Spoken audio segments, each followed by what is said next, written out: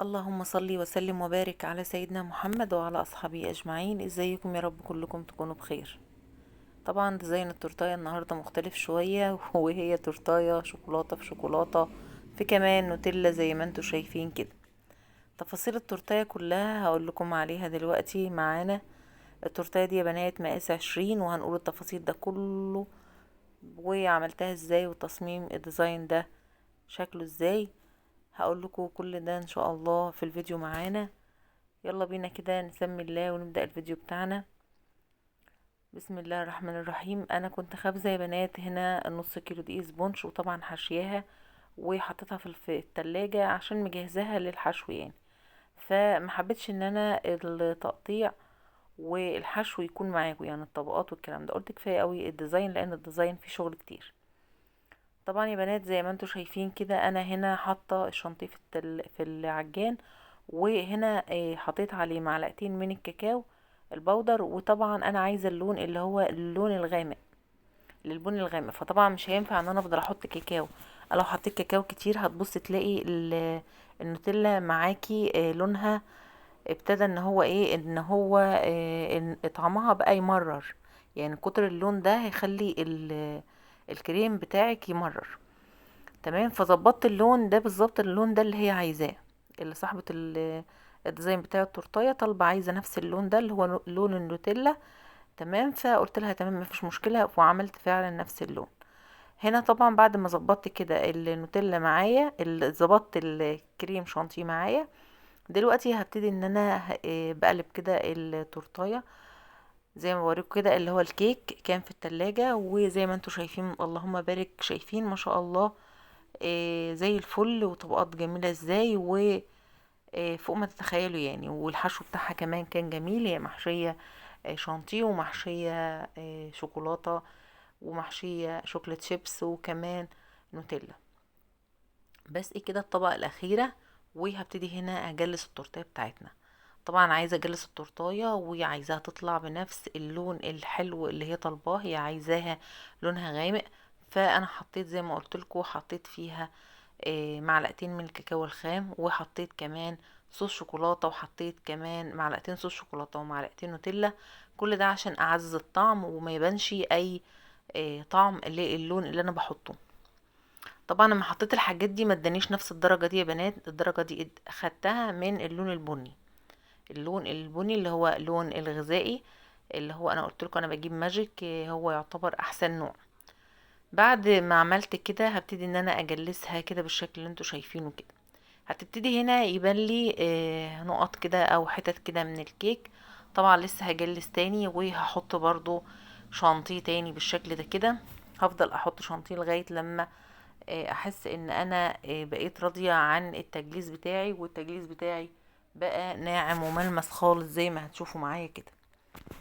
تمام، هنا بالشكل اللي انتوا شايفينه ده كده يا بنات. بساوي بقى الوش بتاعها بالشكل ده كده.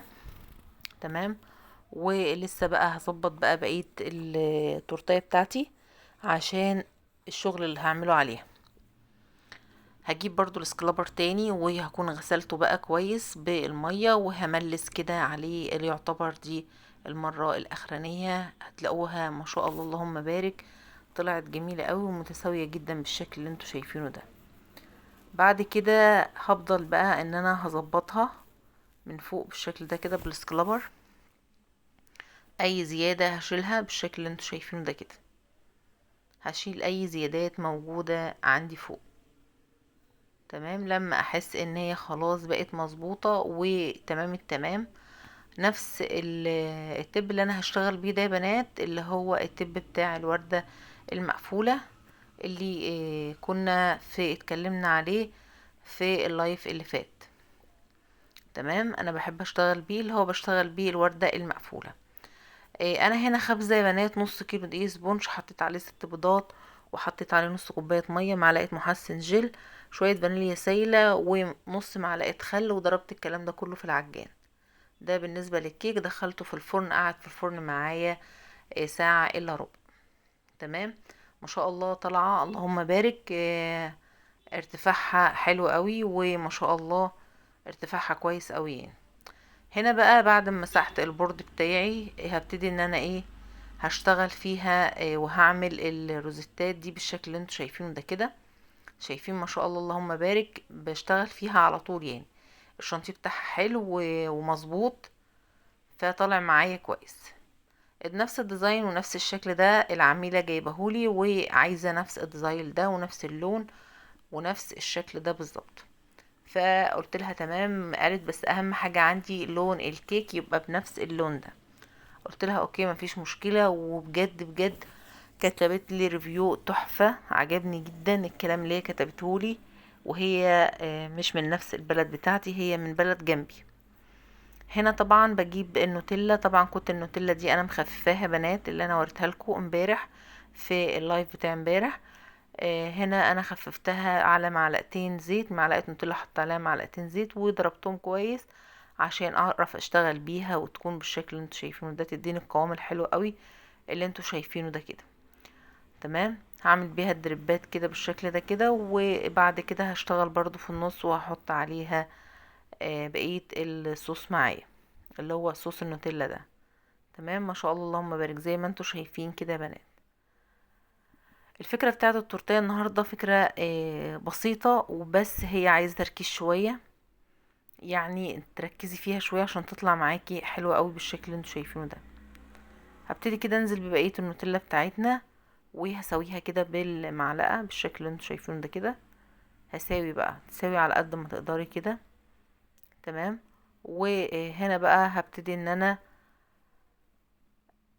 تاني مرحلة بقى، واللي هي الفينش بتاع التورتيه بتاعتنا. بس هنا انا هاخدها شوية ادخلها التلاجة عشان لما اجي احط الشوكولاتات بتاعتي تبقى هي متماسكة مع الكريم بتاعي متماسك يعني.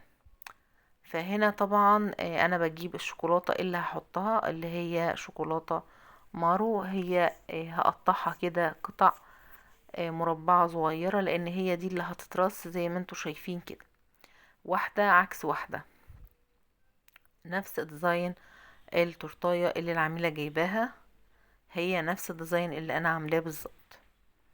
تمام. يعني هي طلبت مني نفس الديزاين وجايباه نفس الديزاين، فانا عملت لها نفس الديزاين.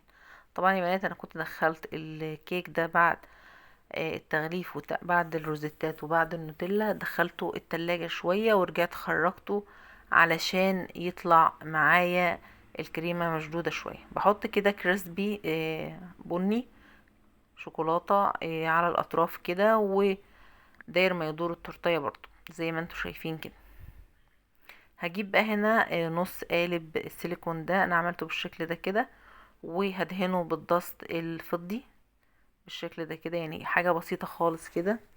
تمام. عشان يعكس بس اللون ويكسر اللون الغامق اللي التورتيه فيه يعني.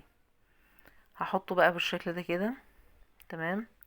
وهنا برضو جبت شوكولاتة تانية اللي هي ويفر، هحطها برضو زي ما انتوا هتشوفوا كده معايا. ما شاء الله اللهم بارك، التورتيه كل ما بحط لها حاجه شكلها بيبان، وبجد بجد شكلها حلو قوي، شكلها جميل قوي. بحطه الناحيه التانية برضو كل ده ويفر. وهبتدي بقى احط هنا بقى ايه ده يا بنات. انا عملته يعني شوكولاته سيحتها على حمام بخار، وبعد كده رحت حطاها على ورق شفاف. بقيت كده انزل كده بالمعلقه كده نقطه بنقطه واهزها، بتعمل معاكي زي الشكل اللي هي ايه الجنيهات كده، اللي هي الدواير دي اللي انا هحطها على التورتيه داير ما يدور بالشكل اللي انتوا شفتوه ده. تمام. هحطها كده بالشكل ده كده. هي كان نفس الشكل، بس انا ما عنديش حد قريب مني ان هو اجيب منه الشكل ده. تمام. ده الديزاين بتاع التورتايه مختلف شويه وجاي شكله يكون غريب شويه. هحط كده شويه كريسبي هنا، وكمان شوكولاته بالشكل اللي انتوا شايفينه كده، شوكولاته مارو. وبالشكل اللي انتوا شايفينه ده كده بنات بحط، بصوا الفينش ده شيء بيرجع لك انت، يعني ممكن تاخدي مني فكره ودماغك تجيب فكره احلى كمان واشيك من اللي انا عاملاها. هتبص تلاقي الافكار كلها قريبه لبعضها. يعتبر كده خلاص التورتايه، بس لسه بس الكريسبي انا كنت نسيت ان انا ادهنه فضي.